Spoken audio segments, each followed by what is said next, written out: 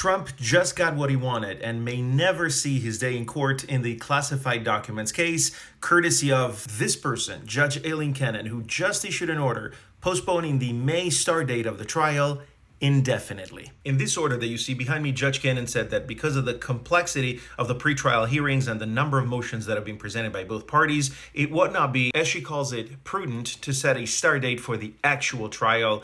And she also says that she may not be able to do so until July.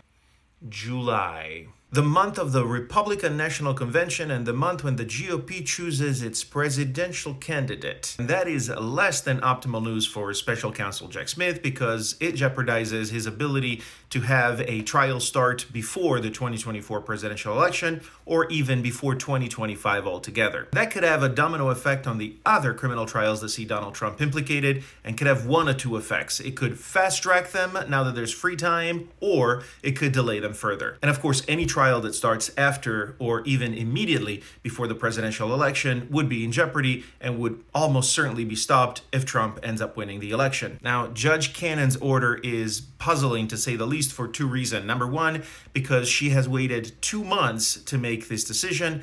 And number two, because she's making decisions that kind of make people wonder if she's not slow walking the process intentionally. And I personally think that one of the reasons she's slow walking the process is because she knows she's in over her skis and she's simply trying to buy time, hoping that Trump will win, and she doesn't have to make a decision at all. And now the big question, does Jack Smith have enough to ask for Judge Cannon's removal? I really don't think so at this time. While Cannon has been overruled a few times, the standard to be met for a removal of a judge is very, very stringent, and I don't think it has been met quite yet. In fact, I think that Judge Cannon's slow, sort of punctuating decisions are aimed at just that, at avoiding too many appeals. And as far as this specific decision is concerned, we'll have to see what Jack Smith's next move is going to be, but you have to consider that scheduling decisions ordinarily fall well within the discretionary authority of a judge.